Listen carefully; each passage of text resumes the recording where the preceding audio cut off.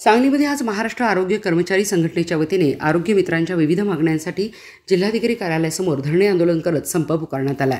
महाराष्ट्र आरोग्य कर्मचारी संघटनांमधील कर्मचाऱ्यांनी राज्यात संप पुकारला। गेली 10-12 वर्षापासून आरोग्य मित्र कार्यरत आहेत। या आरोग्य मित्रांना 11,000 रुपये मध्ये राबवून घेतले जाते। मात्र सरकार आणि केंद्र सरकारचा किमान वेतनाचा कायदा असताना सुद्धा आरोग्य कर्मचाऱ्यांच्या बाबतीत किमान वेतनाची अंमलबजावणी होत नाही।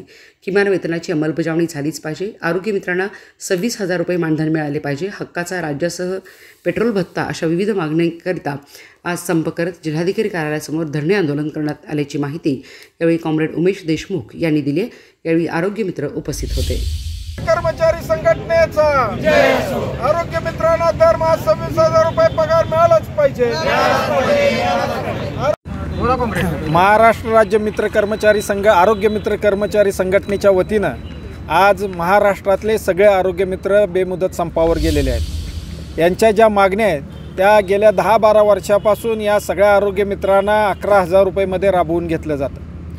महाराष्ट्र सरकार आणि केंद्र सरकारचा किमान वेतनाचा कायदा असताना सुद्धा महाराष्ट्र शासनाच्या आरोग्य विभागामध्ये काम करणाऱ्या कर्मचाऱ्यांच्या बाबतीमध्ये किमान वेतनाच्या कायद्याची अंमलबजावणी होत नाही आणि किमान वेतनाच्या कायद्याची अंमलबजावणी झाली पाहिजे हीच मागणी घेऊन आम्ही आंदोलन करतो।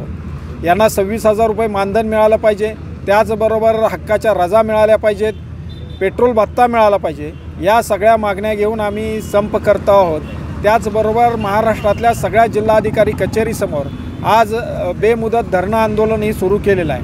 महाराष्ट्र सरकारनं या मागण्यांकडे जर दुर्लक्ष केलं, गांभीर्यानं घेतलं नाही तर भविष्य काळामध्ये आम्हाला आणखीन अधिक तीव्र आंदोलन करावं लागेल हा इशारा आम्ही आपल्या माध्यमातून देत आहोत।